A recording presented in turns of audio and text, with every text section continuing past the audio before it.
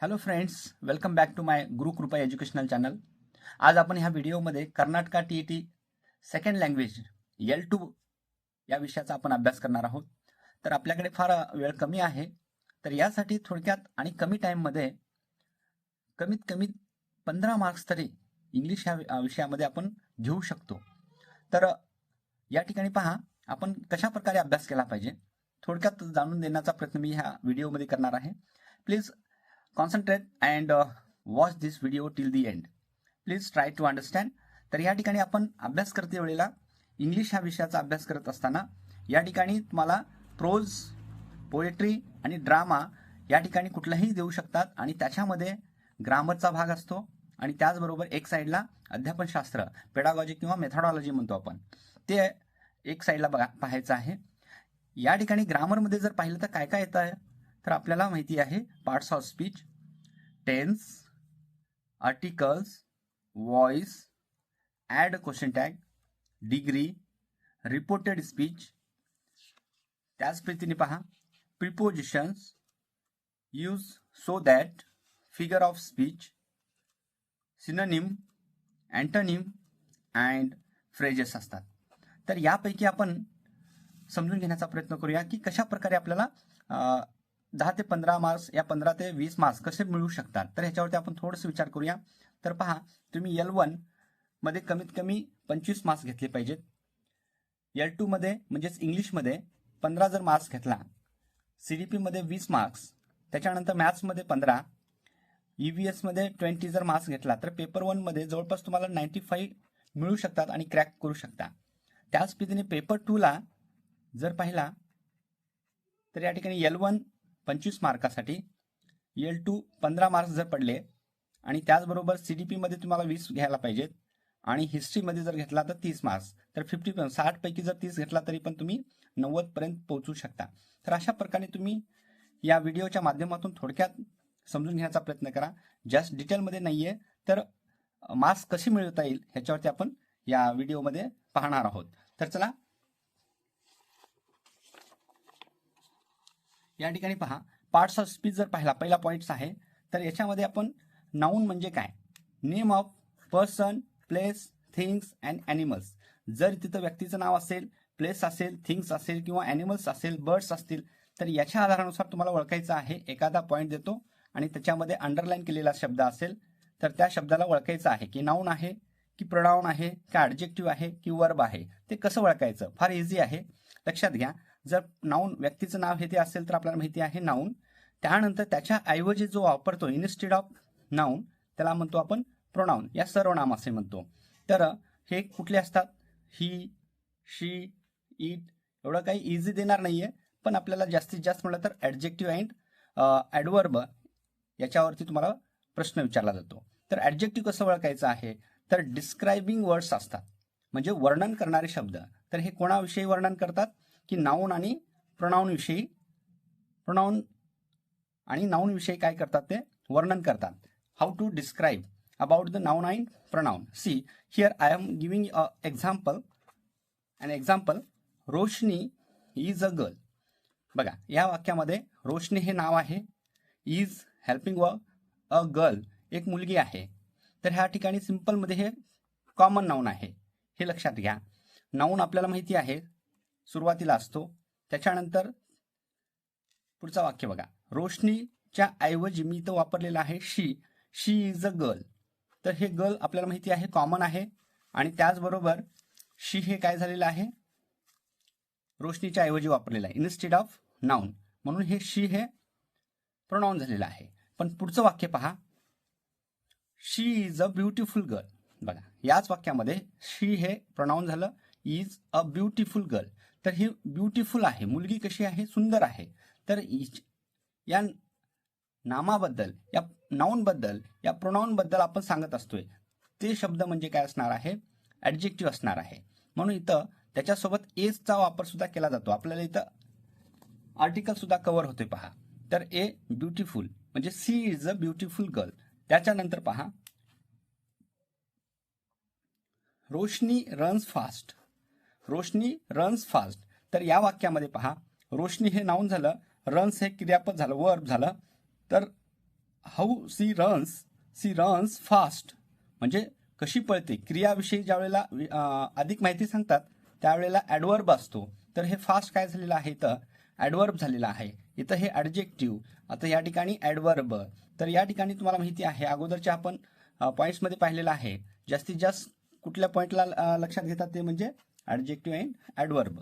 तर या ठिकाणी तुम्हाला लक्षात आला पाहिजे, क्रियाविषयी जर वर्णन केलेला शब्द वापरला असेल तर ते ॲडवर्ब असणार आहे. जर नामाविषयी किंवा सर्वनामाविषयी जर विशेष माहिती सांगत असेल तर ॲडजेक्टिव्ह असणार आहे. पुढचा एक वाक्य पहा, she is a very beautiful girl. तर ह्या ठिकाणी बघा, तर हे ब्युटिफुल आहे, ऑलरेडी ॲडजेक्टिव्ह आहे आणि त्याच्याविषयी आणखीन फार सुंदर आहे असा शब्द वापरलेला आहे, ते म्हणजे ॲडवर्ब. म्हणजे क्रियापदाविषयी किंवा विशेषणाविषयी अधिक माहिती जो शब्द सांगतोय त्या शब्दाला आपण काय म्हणायचं आहे, ॲडवर्ब म्हणायचं आहे, क्रियाविशेषण असं म्हणायचं आहे. शी शिंग्स ब्युटिफुल्ली. बघा, जर वाक्यामध्ये त्या शब्दाला LY जोडलेला असेल तरी पण ते शब्द काय असणार आहे, ॲडवर्ब असणार आहे. शी शिंग्स ब्युटिफुली म्हणजे हे क्रियापदाविषयी अधिक माहिती सांगते. अशा प्रकारचं जर वाक्य असेल तर ते ॲडवर्ब असू शकतो. म्हणून इथं नाऊन पार्ट्स ऑफ स्पीच मधला भाग कव्हर होतो. तर त्याच पद्धतीने पहा, या ठिकाणी काही शब्द आपण पाहिलेले आहेत. वर्ब पाहूया. वर्ब ह्याच्यामध्ये ईट, एट, इटन, इटिंग अशा प्रकारे जर शब्द दिला असेल तर आपल्याला माहित आहे subject plus verb plus object असतो. तर सब्जेक्ट म्हणजे नाऊन प्रोनाऊन असतात.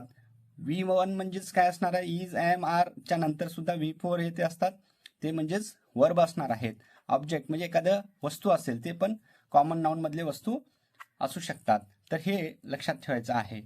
तर यानंतर आपल्याला माहिती आहे ॲडवर्ब कुठले शब्द असतील, व्हेरी, फास्ट, स्लोली, LY असणारे शब्द असतात. त्याच पद्धतीने पहा, प्रिपोजिशन मधला हा भाग येऊ शकतो.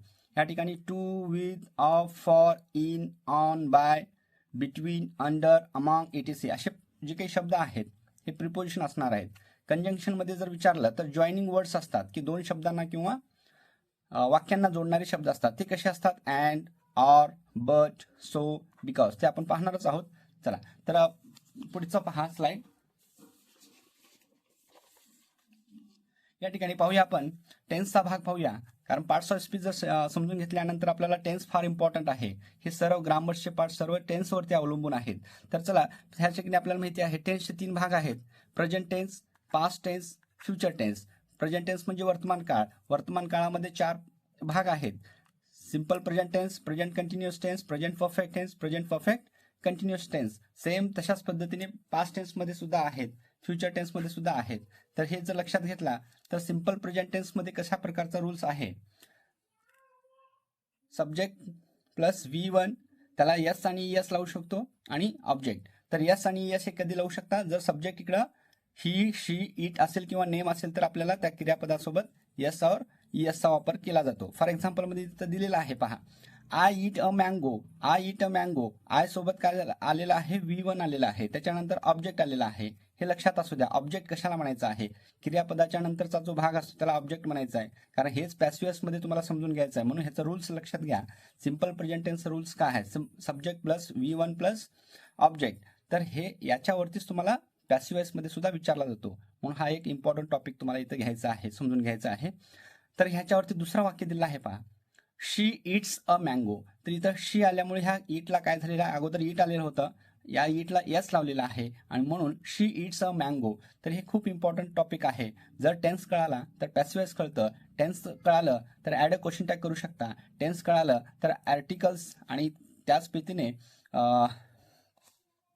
डिग्री हे ते तुम्हाला समजून येईल. तर याच्यातला यानंतरचा प्रेझेंट कंटिन्युअस टेन्स मध्ये काय रूल्स आहे, subject plus am, is, are plus V4 plus object. तर याच्यामध्ये तुम्हाला वाक्य दिलेलं आहे, त्याच वाक्याला आपण इथं कंटिन्युअस मध्ये केलेलं आहे, I am eating a mango. त्याचबरोबर पहा इथं आय सोबत एम आलेला आहे, फक्त आय सोबतच एम येतं. जर नंतर सब्जेक्ट सिंग्युलर असतील किंवा ही, शी, इट्स असतील किंवा नेम असेल तर त्यावेळेला इज असणार आहे, हे तरी माहितीच आहे तुम्हाला. आणि प्लुरल असेल तर आर असणार आहे, तर आर येईल. तर she is eating a mango हे काय झालं, ऑब्जेक्ट झालेले आहेत. इटिंग हे V4 झालेलं आहे. तर हे कंटिन्युअस मधलं वाक्य झालेलं आहे. तर ह्याच वाक्याला तुम्हाला पॅसिव्ह मध्ये करायचं असेल तर हे रूल्स तुम्हाला उपयोगी पडणार आहेत.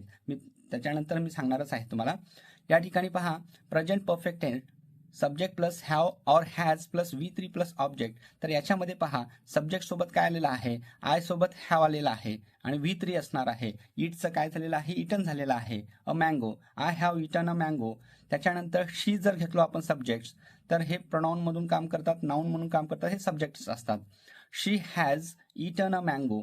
तर ह्याच्यामध्ये पहा हॅज आलेला आहे म्हणून इथं सब्जेक्ट सोबत अवलंबून आहे हॅव और हॅजचा उपयोग करत असताना. हे लक्षात ठेवा. आय सोबत हॅव असतं, अनेक वचन असतील, वी यू दे असेल तर हॅव असेल, आणि नेम असेल किंवा एक वचन असेल किंवा शी असेल तर ही असेल तर हॅज येईल. तर हे लक्षात घ्या. त्याच्यानंतर प्रेझेंट परफेक्ट कंटिन्युअस टेन्स ह्याच्यामध्ये सुद्धा सेम आहे. हॅव हॅजचा वापर कसा होतो तसाच आहे.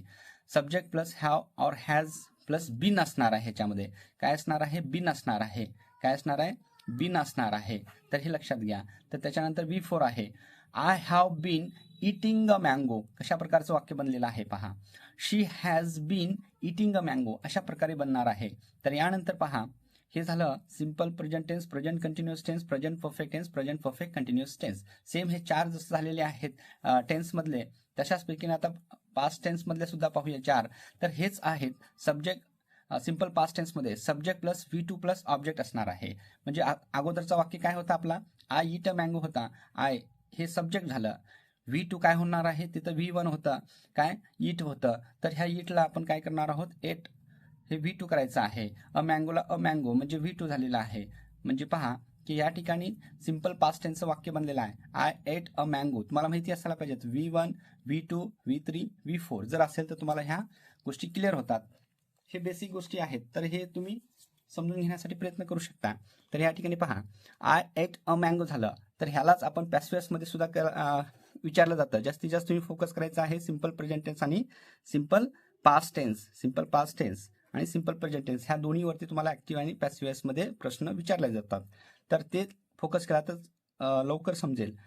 त्यानंतर पहा पास्ट कंटिन्युअस टेन्समध्ये पहा सब्जेक्ट प्लस वॉज और वर प्लस V4 प्लस ऑब्जेक्ट. जर वाक्य दिलेलं असते पास्ट कंटिन्युअस टेन्समध्ये कसं ओळखायचं, तर वॉज और वर असतं आणि V4 असतो. V4 म्हणजेच काय, ING रूप असतं. ह्या ठिकाणी सब्जेक्ट करूया. ह्या वाक्याला आपण इथं करूया आयला आय. काय झालं, आय आल्यामुळे काय आलं, वॉज आलं. आय वॉज वर येत नाही. अनेक वचन असेल, जर विथ वी यू दे असेल तर वर आलं असतं. पण आय वॉज V4 का हा इथं इट आहे किंवा एट आहे, तर त्याचा आपण V4 करून घेऊया. Eating, I was eating. Object काय आहे, अ मँगो. मँगोला मँगो घ्या. I was eating a mango झालेला आहे. तशाच पद्धतीने पास्ट परफेक्ट टेन्समध्ये पहा. तर ह्या ठिकाणी आय सब्जेक्टला सब्जेक्ट, ह्याच्यामध्ये काय असणार आहे, हॅड असणार आहे. म्हणून काय घ्यायचं आहे, हॅड. कुठलाही जर सब्जेक्ट असेल तर हॅड घ्या. V3 काय असणार आहे, इटिंग. इटन झाला. V3 eaten. I had eaten. Object काय आहे, अ मँगो. मँगोला मँगो. तर अशा प्रकारे तुम्ही हे रूल्स लक्षात घ्या. त्यानंतरच तुम्हाला पॅसिव्ह मध्ये सुद्धा करता येईल. तर पुढचा पास्ट परफेक्ट कंटिन्युअस टेन्समध्ये काय होणार आहे, subject I had been eating a mango. तर पहा, तर हे याच्यावरतीच आहे तुमचं टेन्स पण आहे, त्याचबरोबर वाक्य पण कसे बनवतात हे पण तुम्हाला लक्षात येईल. तर I had been eating a mango हे झालेलं आहे. यानंतर पहा फ्युचर टेन्सचं पाहूया. फ्युचर टेन्समध्ये सुद्धा 4 भाग आहेत. तर same simple future tense, future continuous tense आणि फ्युचर परफेक्ट टेन्स आणि फ्युचर परफेक्ट कंटिन्युअस टेन्स. तर ह्याच्यामध्ये सुद्धा आपल्याला माहिती आहे आय सब्जेक्ट घेऊया आपण. आय शाल और विल हे दोन्हीपैकी घेऊ शकता. डायरेक्टली तुम्ही विल घेतला तरी चालेल, पण आय शाल इट V1 आहे अ मँगो. तर ह्या प्रकारे तुम्ही काय करू शकता, फ्युचर टेन्समध्ये बनवू शकता. त्याच पद्धतीने ह्याच्यावरती सुद्धा पॅसिव्ह तुम्हाला विचारू शकतात. यानंतर बघा फ्युचर कंटिन्युअस टेन्स. आय म्हणजे सब्जेक्ट, आय शाल eating, sorry I shall be यायला पाहिजे इथं. I shall be eating a mango. Yes. तर अशा प्रकारे तुम्हाला काय करायचं आहे, फ्युचर कंटिन्युअस टेन्स मधलं वाक्य पाहायचं आहे. फ्युचर परफेक्ट टेन्स मध्ये काय होणार आहे, सब्जेक्ट आय आहे, शाल घेऊ शकता, आय शाल और विल घेऊ शकता. आय शाल हॅव येणार आहे. आता आय शाल हॅव V3 घ्या.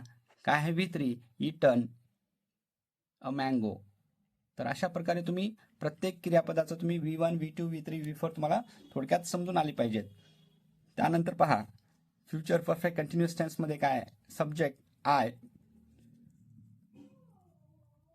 Shawl, have, been, V4 eating करा,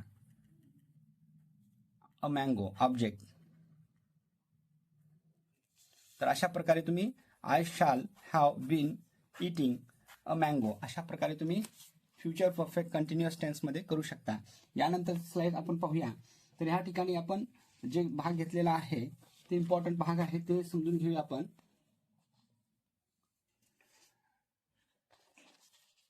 वॉइस पाहूया. तर ह्या ठिकाणी पहा, वॉइस मध्ये करत असताना ऍक्टिव्ह वॉइस आणि पॅसिव्ह वॉइस आहे असे दोन भाग असतात. तर ऍक्टिव्ह आणि पॅसिव्ह मध्ये जात असताना ऍक्टिव्ह वॉइसचं वाक्य देतात तुम्हाला पॅसिव्ह वॉइस करायचा असतो. तर ह्याच्यामध्ये टेन्सवरती अवलंबून असतात ऍक्टिव्ह वॉइस. तर ह्याच्यामध्ये जो काही सब्जेक्टनं सुरुवात झालेलं वाक्य असेल ते काय असणार आहे, ऍक्टिव्ह असणार आहे, त्यालाच पॅसिव्ह करायचं आहे. ह्या ठिकाणी सिंपलमध्ये थोडक्यात गोष्टी आपण समजून घेऊया. सिंपल प्रेझेंट टेन्सचं वाक्यावरती फोकस करा जास्तीत जास्त आणि सिंपल पास्टवरती. तर हे जर कळालं तर तुम्हाला पॅसिव्ह वॉइस लवकर समजून येईल आणि मार्क्स पण मिळतील. तर बघा सिंपल प्रेझेंट टेन्स मध्ये पहा, subject plus V1 plus object आहे. आताच आपण टेन्समध्ये पाहिलेलं आहे. तर याच वाक्यांना कशा प्रकारे ऍक्टिव्ह दिलेलं आहे त्यालाच पॅसिव्ह करायचं आहे. आय ईट अ मँगो मी घेतलेलं आहे, हे सिंपल प्रेझेंट टेन्सचं वाक्य आहे. याच्यामध्ये आय हे काय झालं, सब्जेक्ट झालं, ईट हे V1 झालं, मँगो काय झालं, ऑब्जेक्ट झालाय. तर पॅसिव्ह करत असताना पॅसिव्ह म्हणजेच कर्मणी प्रयोग, ऍक्टिव्ह वॉइस म्हणजे कर्तरी प्रयोग. कर्तरी म्हणजे कर्त्याने सुरुवात झालेलं वाक्य असतं. या ठिकाणी नाव कुठलाही असू शकतोय. त्याच्यानंतर पॅसिव्ह वॉइस मध्ये कर्मणी म्हणजे ऑब्जेक्टनुसार. तर ह्या वाक्यामधला आपल्याला ऑब्जेक्ट कळलं पाहिजेत, म्हणजे एखादी वस्तू आहे ते कळली पाहिजेत. तर त्याच्यानं सुरुवात करायचं आहे पॅसिव्ह वॉइस मध्ये. म्हणून इथं मी वाक्याचं रूल्स दिला आहे पहा. डायरेक्ट ऑब्जेक्ट घ्यायचं, त्या वाक्यानुसार त्या ऑब्जेक्टनुसार एम इज आर घ्यायचं. आय असेल तरच एम येते, पण ह्याला लक्षात घेऊ नका. इज किंवा आर वरती फोकस करा. एक वस्तू असेल, एक ऑब्जेक्ट असेल तर काय करायचं आहे, इज घ्यायचा आहे, आणि अनेक असतील तर आर घ्यायचा आहे. तर त्याच्यानंतर V3 कंपल्सरी येतो, त्याच्यानंतर बाय आणि सेकंड केस असतं. तर हे पहा, सिंपल प्रेझेंट टेन्स वाक्य असेल तर हे रूल्स फॉलो करा. तर याच्यामध्ये काय दिलेलं आहे पहा. आता डायरेक्ट ऑब्जेक्ट घ्या. तर ह्या वाक्यामधलं डायरेक्ट ऑब्जेक्ट कुठला आहे, अ मँगो आहे. तर ह्या अ मँगोला घ्या बघा.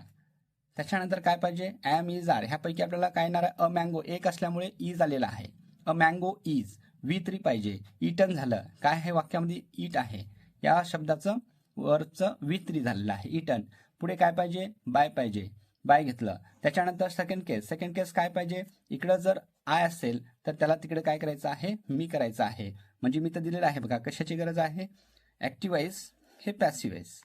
आय असेल तर बाय मी, वी असेल तर बाय अस, ही असेल तर बाय हिम, शी असेल तर बाय हर, दे असेल तर बाय देम. ऍक्टिव्ह वॉइसचं पॅसिव्ह वॉइस करताना ह्या गोष्टी लक्षात घ्या. तर ह्याच्यावरून समजून येतं तुम्हाला सिंपल प्रेझेंट टेन्सचं वाक्य कशा प्रकारे करायचं आहे. तेच वाक्य जर प्रेझेंट कंटिन्युअस टेन्समध्ये जर असेल तर हे रूल्स ऍक्टिव्ह वॉइसमध्ये असतं. I am eating a mango हे वाक्य आपण केलेलं आहे. याच वाक्याला आपण पॅसिव्ह वॉइस करताना काय पाहिजे rules, direct object am is are same घ्यायचं आहे. फक्त कंटिन्युअसचं वाक्य असल्यामुळे त्याच्यामध्ये बीइंग ऍड करा, बस, बाकी काही नाहीये. V3 असणार आहे, बाय असणार आहे, सेकंड केस असणार आहे. तर काय वाक्य झालं, I am eating a mango हे कंटिन्युअसचं वाक्य असल्यामुळे अ मँगो झालं. डायरेक्ट ऑब्जेक्ट आपल्याला माहिती आहे, तर अ मँगोने सुरुवात करायचं आहे. अ मँगो इज बीइंग घ्यायचं आहे. वरच्या वाक्यामध्ये काय घेतलेलं होतं त्यामध्ये फक्त कंटिन्युअस असल्यामुळे बीइंग घ्यायचं आहे. अ मँगो इज बीइंग घ्यायचं आहे. वरच्या वाक्यामध्ये काय घेतलेलं होतं त्यामध्ये फक्त कंटिन्युअस असल्यामुळे बीइंग घ्यायचं आहे. A mango is being eaten by me. तर सेम आहे.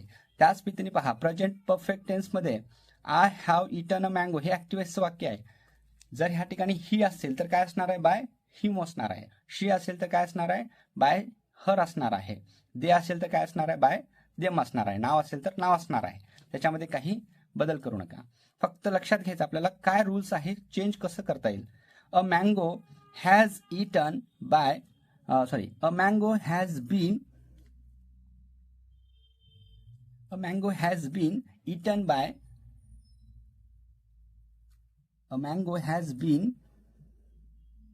Eaten by me. तर हे आपल्याला रूल्समध्ये लक्षात घ्यायचं आहे. डायरेक्ट ऑब्जेक्ट घ्या, have or has been plus V3 plus by plus second case. तर a mango has been eaten by me अशा प्रकारे असणार आहे. तर वाक्य ओळखायला शिका कुठल्या काळामधलं आहे. त्याच पद्धतीने सिंपल पास्ट टेन्स मी सांगितल्या प्रकारे सिंपल प्रेझेंट टेन्सचं वाक्य खूप इम्पॉर्टंट आहे. तर त्याच पद्धतीने सिंपल पास्टचं तर तुम्हाला देत असताना कुठलेही सिंपल पास्ट किंवा सिंपल प्रेझेंट टेन्समध्ये देतात का, म्हणजे त्यांच्यामध्ये हेल्पिंग वर्ब्स नाही आहेत. तर यामुळे कशा प्रकारे तुम्ही करणार हे नॉलेज चेक करण्यासाठी तुम्हाला हे प्रश्न विचारले जातात. तर जास्तीत जास्त पहा. तर ह्याचं काय आपल्याला माहिती आहे, सिंपल पास्ट टेन्समध्ये subject plus V2 plus object आहे. I close the door, subject झालं आय, क्लोज झालं V2, द डोर झालं ऑब्जेक्ट. तर हे सिंपल पास्ट टेन्स मधलं वाक्य आहे. तर ह्याचं पॅसिव्ह करत असताना काय रूल्स आहे पहा. Direct object was or were plus V3 plus by plus second case असणार आहे. मग डायरेक्ट ऑब्जेक्ट पाहिजे आपल्याला. तर ऑब्जेक्ट काय आहे तर द डोर आहे. द डोरनं सुरुवात करा.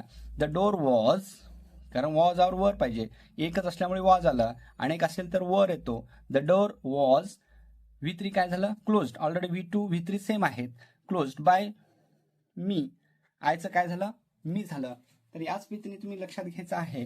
सिंपल पास्ट टेन्स मधलं वाक्य असेल तर कशा प्रकारे ह्याच्यावरती थोडंसं फोकस करा. यानंतर पहा नेक्स्ट सेंटेन्स आहे पहा.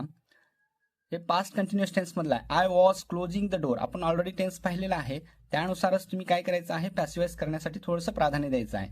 तर ह्या ठिकाणी बघा I was closing the door आहे. ह्याच्यामध्ये subject, helping verb, main verb, V4 आणि द डोर ऑब्जेक्ट. तर ऑब्जेक्ट ओळखायला शिका. The door object. आता ह्या ठिकाणी डायरेक्ट ऑब्जेक्ट झाला. यानुसार काय करणार, वॉज घेणार. कंटिन्युअसचं वाक्य आहे म्हणून बीइंग घेतलं. जसं कंटिन्युअस प्रेझेंट कंटिन्युअस टेन्समध्ये एम इज आर बीइंग होतं, सेम तसंच आहे. तर वॉज बीइंग आहे. Closed V3 by me same करायचं आहे. तर ह्याच्यावरती तुम्हाला प्रश्न विचारला जातो. पुढची नाही पाहिलं तरी चालेल, पण तरी पण मी सांगतो आता या ठिकाणी पास्ट परफेक्ट टेन्स मध्येच वाक्य असणार आहे. प्रेझेंट टेन्स मधले 3 वाक्यामध्ये किंवा पास्ट टेन्स मधल्या 3 वाक्यामध्ये आणि फ्युचरमध्ये 2 ह्याच्यामध्ये असणार आहे. तर ते पास्ट परफेक्ट टेन्स मध्ये आपण पाहिलेलं आहे. त्याच पद्धतीने पहा, subject plus had plus V3 plus object असेल तर ह्या वाक्याला काय करायचं आहे, the direct object had plus been plus V3 plus by plus second case. ह्या रूल्सनुसार तुम्ही पॅसिव्हाइज करायला सुरुवात करा. द डायरेक्ट ऑब्जेक्ट काय आहे, the door had been closed by me. तर या प्रकारचं वाक्य होईल. तर चला फ्युचरमध्ये कशा प्रकारे असणार आहे. सिंपल फ्युचर टेन्समध्ये subject plus shall or will plus V1 plus object हे पाहिलेलं आहे टेन्समध्ये. तर हे ऍक्टिव्हाइजचं वाक्य असतात. तर या वाक्यांना आपण पॅसिव्हाइज करताना काय केलं पाहिजे, तर थोडक्यात लक्षात घ्या. I will pass the exam, me exam pass होईन. तर कशा प्रकारे होईन, तर दी एक्झाम ह्याच्यामध्ये काय ऑब्जेक्ट आहे. तर हे डायरेक्ट ऑब्जेक्ट पाहिजे आपल्याला. The exam shall or will घ्या, म्हणजे विलच येणार आहे. Shall the exam will be plus V3 pass by me, second case वापरा. तर या प्रकारे विल बी असणार आहे.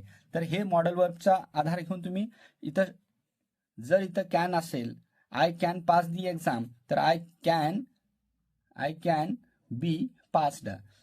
I should pass the exam, तर इथं काय असणार आहे, the exam should be passed by me. अशा प्रकारे असणार आहे. म्हणजे जे मॉडेल वर्ब्स आहेत तर त्याला फक्त काय करायचं आहे, सिंपल फ्युचर टेन्सचं वाक्य असेल तर बी वापरायचं आहे, सिंपल. त्याच्यानंतर पहा, जर फ्युचर परफेक्ट टेन्सचं वाक्य दिलं असेल तर I shall will plus have plus V3 plus object हे टेन्सचं वाक्य आपल्याला माहिती आहे. हे जर वाक्य I will have pass the exam जर दिलं असेल तर the exam will have been passed by me. तर हे रूल्स तुम्ही वापर करू शकता. त्यानुसार तुम्ही पॅसिव्हाइजचे वाक्य तुम्ही एकदा बघा, यानुसार एकदा लक्षात घ्या आणि त्यानंतर तुम्हाला हे पॅसिव्हाइजचा भाग क्लिअर होईल. टेन्शन घेऊ नका. येस. तर नेक्स्ट पॉईंट पहा, add a question tag. Add a question tag कशा प्रकारे आहे पहा. आताच आपण टेन्स मधले वाक्य पाहिलेलं आहेत. तर याच्यामध्ये ऍक्टिव्हाइज पॅसिव्हाइज पाहिलेलं आहे. ऍड अ क्वेश्चन टॅग फार इझी आहे. जे वाक्य दिलेलं आहे त्या वाक्यामध्ये आपण हेल्पिंग वर्ब शोधून काढा. Virat Kohli is a cricket player. तर या ठिकाणी पहा, तर एक इज आहे, हे हेल्पिंग वर्ब आहे. त्या हेल्पिंग वर्बला ऍड अ क्वेश्चन टॅग म्हणलेला आहे. टॅग कसं करता येईल, तर जे दिलेलं वाक्य असेल तर त्या वाक्यामध्ये शेवटी पाहायचं आहे हेल्पिंग वर्ब. तर त्या हेल्पिंग वर्बला इज प्लस नॉट करायचा आहे.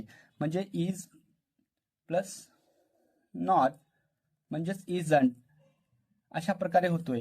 तर ते इजंट ही सब्जेक्ट कोण आहे? विराट कोहली. विराट कोहलीच्या जागी कोण येणार आहे? प्रोनाऊन. कुठला प्रोनाऊन येणार आहे? ही येणार आहे. तर इजंट ही अशा प्रकारे काय करायचं आहे? तुम्हाला ऍड अ क्वेश्चन टॅग लावायचा आहे. जर इथं आर असेल तर ते काय येणार असेल? इकडं अरंट दे असणार आहे, कारण इकडे दे असल्यामुळे इथं आर येऊ शकतं. नाव असल्यामुळे ई झालेला आहे. आता नेक्स्ट पहा. तर हे सुद्धा तुम्हाला सिंपल प्रेझेंट टेन्स मध्ये आणि किंवा सिंपल पास्ट टेन्स वरतीच तुम्हाला प्रश्न विचारला जातो. तर पहा, जवळपास लक्षात घ्या. ही प्लेज व्हेरी वेल. तर इथं तुम्ही V1 लक्षात घ्यायचं आहे. V1 लक्षात आल्यामुळे इथं यसावर यस लागलेला असेल तर त्यावेळेला आपण लक्षात घेणार की हे सिंपल प्रेझेंट टेन्सचं वाक्य आहे. तर त्यावेळेला इथं हेल्पिंग वर्ब नसणार आहे. म्हणून त्याच्यासाठी आपल्याला कोणाची गरज आहे? सिंपल प्रेझेंट टेन्स मध्ये डू ऑर डजची गरज आहे. तर डू ऑर डजची गरज आहे. तर ह्यावेळेला जर यस लागलेला असेल तर त्याला नॉट लावा, म्हणजेच डझंट होतो. सब्जेक्ट कोण आहे? ही. तर हिला ही घ्यायचं आहे.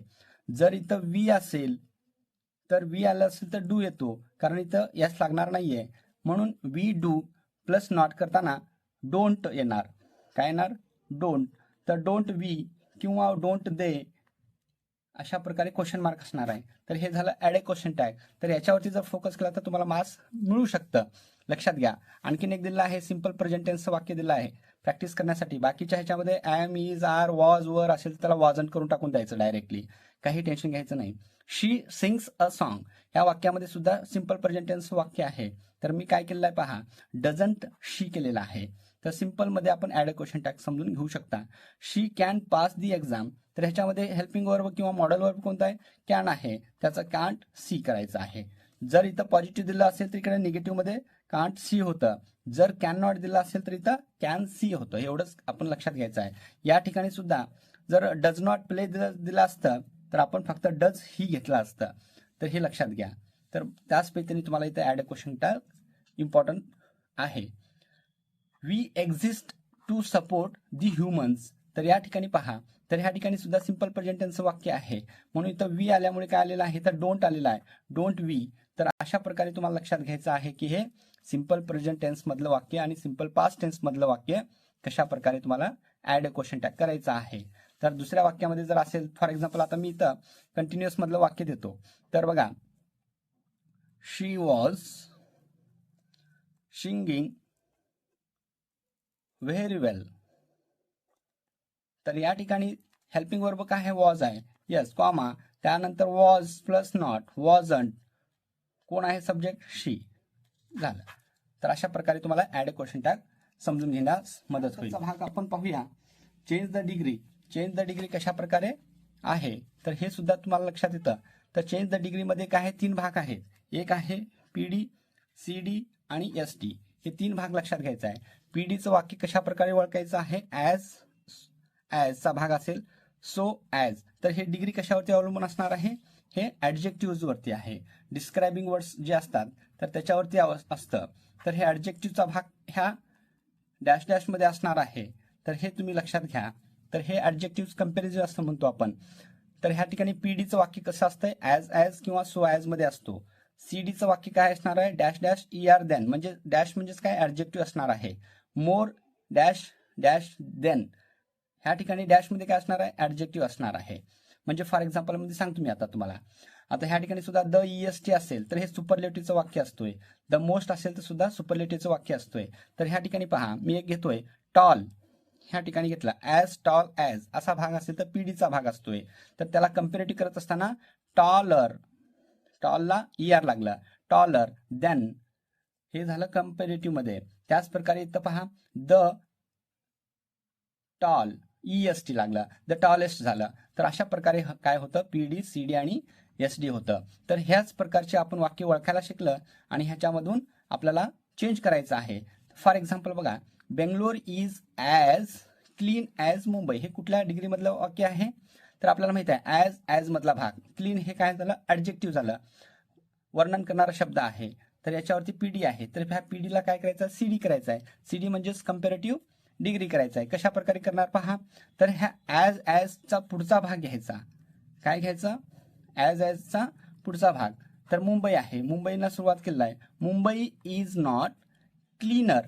देन बेंगलोर. आपल्याला कशामध्ये करायचं आहे, कंपॅरेटिव्ह मध्ये. त्या क्लीनला काय करायचं, ER लावायचा आहे. देन आपण इथं पाहिलेलं आहे ER देन पाहिजे म्हणून क्लीनर देन बेंगलोर. तर ह्या ठिकाणी पहा, मुंबई इज नॉट, कारण हे पॉझिटिव्ह मध्ये होतं, Bangalore is as clean as Mumbai, तर Mumbai is not cleaner than Bangalore. अशा प्रकारे वाक्य होणार आहे. तर त्याच पद्धतीने आणखीन एक वाक्य पहा, Roshni is as beautiful as Reshma. तर ह्या ठिकाणी ॲज मधला भाग आहे किंवा सो ॲजचा भाग सुद्धा आपण इथं लक्षात घेऊ शकता. तर पहा, तर ह्या ठिकाणी जो दिलेला भाग आहे त्याच्या पुढचा भाग काय असणार आहे ते अगोदर घ्यायचं आहे. कंपॅरिटिव्ह करत असताना ह्या दोन्ही मधली तुलना आहे, रेश्मा आणि रोशनी आणि रेश्मा ह्या दोघी मधलं काय आहे, कम्पेअर आहे. म्हणून इथं PD मधून CD मध्ये जायचं आहे. तर ते करत असताना काय करायचं आहे, PDच्या पुढचा भाग, हे ॲजचा भाग म्हणजे PD आहे, त्याच्या पुढचा भाग घ्या Reshma. Reshma is not more beautiful. या ठिकाणी पहा, आपण पाहिलेलं आहे मोर दॅन पाहिलेलं आहे. तर हे मोर ब्युटिफुल आलेलं आहे, कारण ह्याला ER लागलेला नाही का, म्हणजे मोठा शब्द आहे, सिलेबल जास्त आहेत, तर त्यामुळे काय होतं, मोरचा वापर केला जात असतो. More beautiful than Roshni. पुढचं वाक्य पहा, the aloo paratha was so delicious as the cake. तर बघा, ह्या ठिकाणी पास्ट मधला आलेला आहे, वॉज आलेला आहे, तर तुम्ही सुद्धा वॉज मध्येच केला पाहिजे, म्हणजे पास्ट टेन्स मध्येच केला पाहिजे. तर पहा, आपल्याला माहिती आहे सो डिलिशियस हा भाग काय आहे, PDचा भाग आहे, पॉझिटिव्ह डिग्रीचा आहे. त्याच्या पुढचा भाग ह्या अगोदर वाक्यामध्ये सुरुवात करत असताना द केक, हेल्पिंग वर्ब काय, was. The cake was not, ह्याच्यामध्ये नॉट नाही म्हणून आपण नॉट घ्यायचा आहे. The cake was not. आता सो डिलिशियस आहे, ह्याला कंपॅरेटिव्ह मध्ये बदल करा. तर कंपॅरेटिव्ह मध्ये बदल करताना आपल्याला माहिती आहे ER देन असतो डॅश डॅश किंवा मोर डॅश डॅश देन असतं. तर मग ह्या ठिकाणी सो डिलिशियस आहे, मोठा शब्द आहे, सिलेबल जास्त आहेत म्हणून मोर येतं, मोर डिलिशियस देन दी आलू पराठास. तर अशा प्रकारे तुम्ही पॉझिटिव्ह मधून कंपॅरेटिव्ह करू शकता. यानंतरचा भाग आहे, तर सुपरलेटिव्हचं वाक्य दिलेलं असेल तुम्हाला, this mobile is the most expensive, म्हणजे द मोस्ट किंवा DEST भाग असतो, तर हे लक्षात घ्यायचं आहे. तर he is the tallest boy असेल तर आपल्याला माहिती आहे द टॉलेस्ट म्हणजे काय झालं, हे सुपरलेटिव्ह वाक्य आहे. तशाच प्रकारे द मोस्ट हे काय झालं, सुपरलेटिव्ह वाक्य आहे. The most expensive mobile in the shop.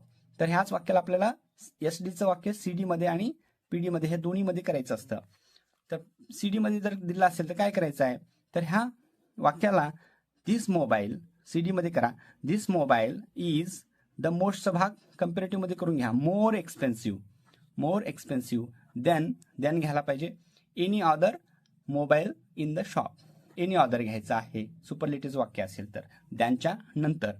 त्याच पद्धतीने पहा, PD मध्ये काय करायचं आहे, हे एनी अदर जे आहे त्याच्यापासून सुरुवात करायचं आहे आपल्याला इथं नो अदर घेऊन. तर नो अदर बघा, एनी अदर दॅनच्या नंतर एनी अदर आहे, त्याला घ्या इथं नो अदर, पुढचा भाग mobile in the shop, no other mobile in the shop. Is helping verb काय आहे, इज. ॲज पॉझिटिव्ह मध्ये डिग्रीमध्ये आपण चेंज करत असताना ॲज एक्सपेन्सिव्ह ॲज ह्या भागामध्ये चेंज करून घ्यायचं. जे वाक्य दिलं आहे द मोस्ट एक्सपेन्सिव्हचं ॲज एक्सपेन्सिव्ह ॲज आलं, कारण हे द मोस्ट आपल्याला माहिती आहे सुपरलेटिव्ह मध्ये तेवढंच द मोस्ट EST येतं किंवा द EST येतं. तर ह्या ठिकाणी बघा धिस मोबाईल, तर जे सुरुवात दिलं आहे ते शेवटी करू शकता. आणखीन एक वाक्य पहा, ह्याच्यावरून तुम्हाला लक्षात येईल, Mangesh is the strongest boy in the class. तर हे द ESTचा भाग आहे, तर हे द ESTचा भाग आहे, मधला भाग आहे ऍडजेक्टिव्ह आहे, तर ह्याला आपण SD मधून CD मध्ये करायचं आहे. मंगेश इज द स्ट्रॉंगेस्टचं काय झालं, स्ट्रॉंगर, ER लागला, than any other boy in the class, any other घ्यायचं आहे दॅनच्या नंतर. त्याच्यानंतर पहा PD मध्ये पॉझिटिव्ह डिग्रीमध्ये आपल्याला माहिती आहे एनी अदरच्या जागी काय घ्यायचं आहे, no other boy in the class is as strong as Mangesh. अशा प्रकारे तुम्हाला काय करायचं आहे, डिग्रीमध्ये बदल करायचा आहे. तर हे एकदा पाहून घ्या, आणखीन एकदा काही डाऊट्स असेल तर कमेंट बॉक्समध्ये कळवा. तर ह्या ठिकाणी आपण पुढचा भाग घेऊया. तर ह्याच्यामध्ये पहा एक इम्पॉर्टंट आहे ते म्हणजे प्रिपोजिशन. प्रिपोजिशन सुद्धा एक मार्कासाठी कशा प्रकारे विचारला जातो पहा. तर ह्या ठिकाणी प्रिपोजिशन्स ऑफ प्लेस म्हणून आहेत, तर हे जागा दाखवणारे शब्द असतात. कशा प्रकारे जागा दाखवणारे असतात बघा, in, on, under, between, behind, near, above. हे काय ते जागा दाखवणारे शब्द आहेत. तर फॉर एक्झाम्पल मध्ये बघा, the cat is in the box. बॉक्समध्ये आहे कोण? कॅट आहे, म्हणून त्याची प्लेस दाखवलेला आहे, जागा दाखवलेली आहे. इन आत असेल तर इनचा वापर केला जातो. तशाच प्रकारे पहा, the book is on the table. टेबलावरती आहे, ऑन आहे, म्हणून त्यावेळेसची सिच्युएशन आपण प्रिपोजिशन न करू शकतो. तर ही जागा दाखवलेली आहे. कोणा ठिकाणी बुक ऑन टेबलावरती आहे. नेक्स्ट सेंटेन्स पहा, the shoes are under the bed. तर बेड आहे, आता इथं आर्टिकल सुद्धा आपल्याला क्लिअर करता येते पहा. The table, the box, the bed हे आपल्याला माहिती असलेली वस्तू असतात, निश्चित असतात, त्यावेळेला द चा वापर करतो. त्याच पद्धतीने जर आपल्याला सिंग्युलर असेल, माहिती नसतील, अनिश्चित असेल, तर त्यावेळेला ए और अँडचा वापर करतो. आणि अँडचा वापर करत असताना कशा प्रकारे करतो? वॉवेलचा उपयोग किंवा उच्चारानुसार केला जात असतो. नेक्स्ट पहा sentence, the ball is between the chair and the table. Table आणि चेअरच्या मध्ये आहे, बिटवीन. त्यावेळेला दोघांच्या मध्ये असेल तर त्यावेळेला बिटवीनचा वापर केला जातो. द बॉल कुठं आहे? The ball is between the chair and the table. Next sentence पहा, the dog is behind the door. डोरच्या पाठीमागा आहे, त्याची जागा दाखवली आहे बिहाइंड, म्हणून प्रिपोजिशन येतं बिहाइंड. नेक्स्ट पहा, the school is near my home. Home घराजवळ आहे, तर त्यावेळेला नियर ह्याची जागा दाखवली आहे जवळ. The fan is above my head. डोक्याच्या वर आहे, पण जवळ लागून नाहीये. जसं बुक आहे तसं ऑन वरती टेबलावरती लागून आहे, त्यावेळेला ऑनचा वापर करतात. जर डिस्टन्स असेल तर अबावचा वापर करतात. नेक्स्ट प्रिपोजिशन मध्ये पहा, प्रिपोजिशन ऑफ टाइम. टाइमचे शब्द कसे असतात? वेळ दाखवणारे प्रिपोजिशन कसे असतात? तर at, on, in, before, after, during. तर I wake up at 6 o'clock. At हे टाइम दाखवलेला आहे. My exam is on Sunday. जर संडे डे असेल तर ऑनचा वापर केला जातो. We got to college, we go to college, sorry we go to college. तर हे एक डायरेक्शन आहे, पण आपल्याला इथं वेळचा उपयोग करायचा आहे. In the morning, in the morning, in पाहिजे. त्यानंतर बघा, wash your hands before dinner. बघा, तर बिफोरचा वापर केलेला आहे. त्यानंतर पहा, we will talk after class. We will talk after class. तर ह्या ठिकाणी हे प्रिपोजिशन झालेले आहेत वेळेचे. प्रिपोजिशन ऑफ डायरेक्शन्स पहा. प्रिपोजिशन ऑफ डायरेक्शन कशा प्रकारे आहेत? प्रिपोजिशन ऑफ डायरेक्शन्स हे दिशा दाखवणारे प्रिपोजिशन असतात. तर हे कोणकोणते आहेत? To, into, from, towards, through असे काही डायरेक्शन दाखवणारे प्रिपोजिशन आहेत. पहा एक्झाम्पल पहा, she went to the market. Market हे काय झालं? डायरेक्शन झालं. त्याच्या अगोदर काय वापरतो आपण? टूचा वापर करतो. पहा, the boy jumped into the pool. तर हे पूल एक काय झालं? डायरेक्शन, त्या दिशेने काय केलेला आहे? तो उडी मारलेला आहे. In to the pool.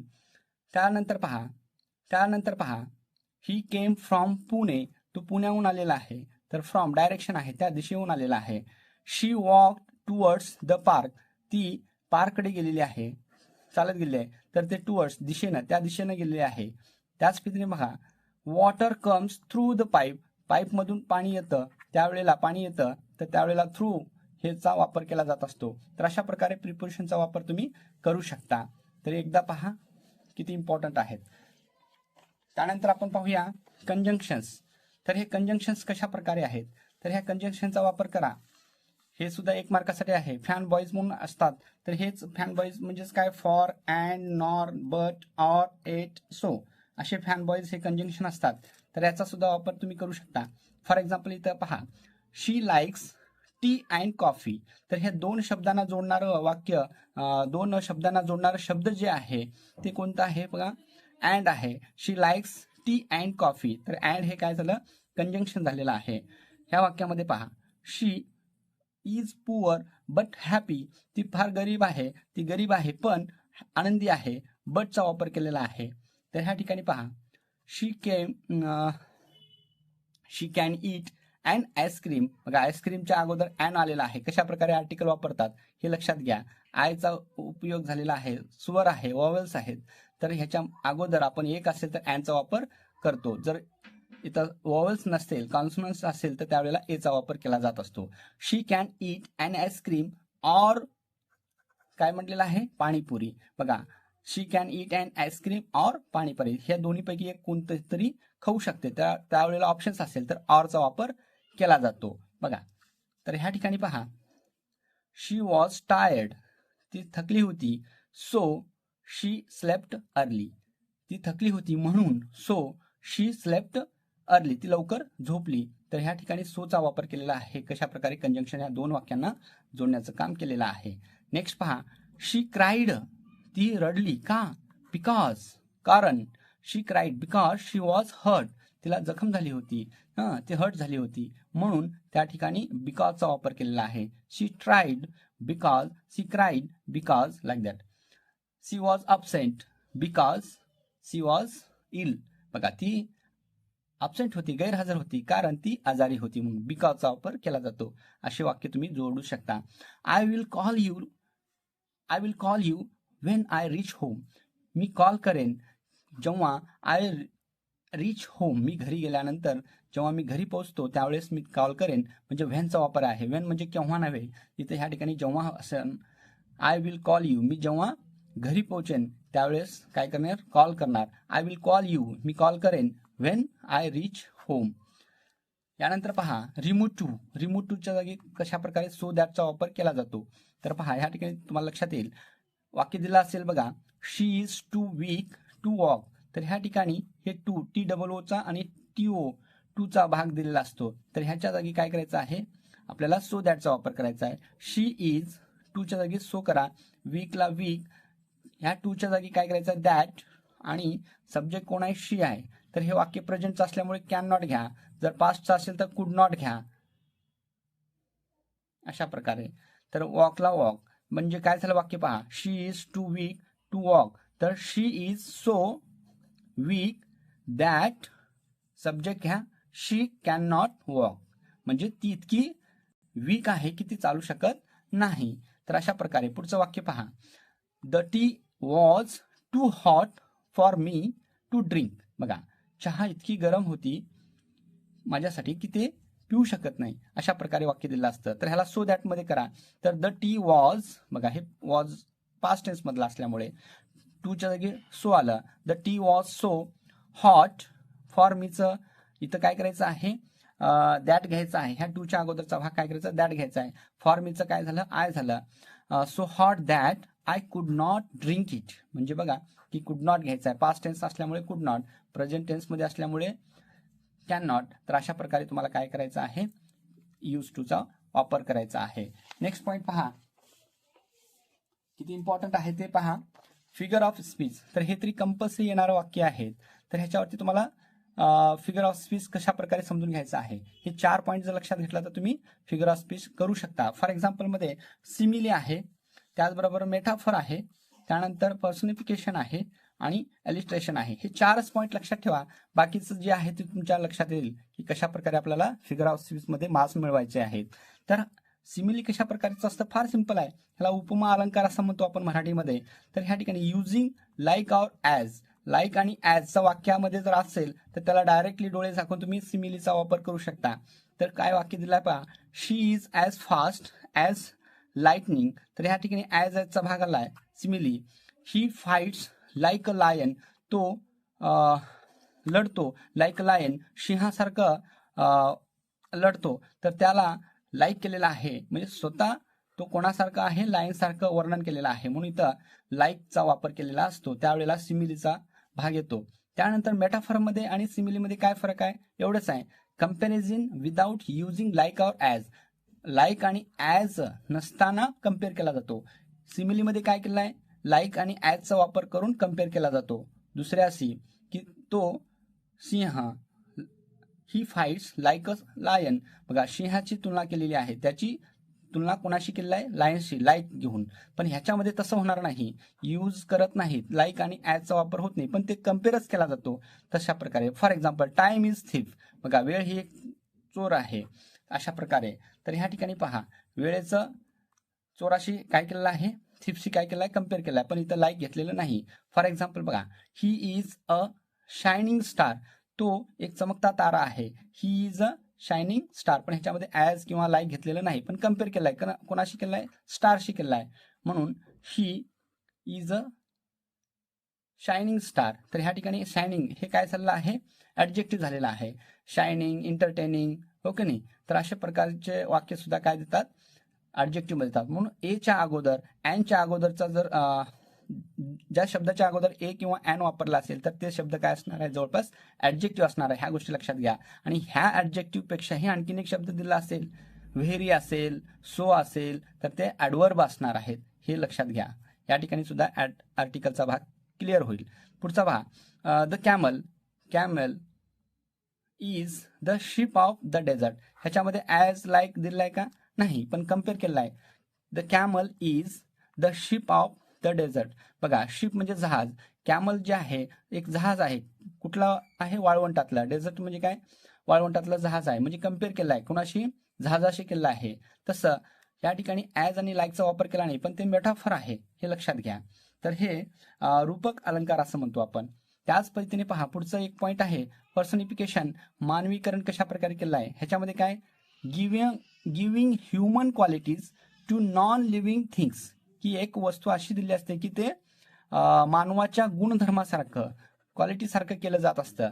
Non living things असतात, पण मानवासारखे क्वालिटी त्याच्यामध्ये असतात.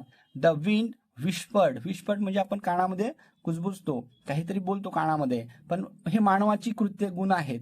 पण तेच कोण करतं, द विंड, वारा करतो, हे सांगितलं आहे. म्हणजे हे नॉन लिव्हिंग थिंग्स मानवाची क्वालिटीमध्ये दर्शवला जात असतो. असे शब्द काय असतात, पर्सनिफिकेशन असतात. हे 3 ते 4 जर लक्षात घेतला तर तुम्हाला क्लिअरली होईल फिगर ऑफ स्पीच.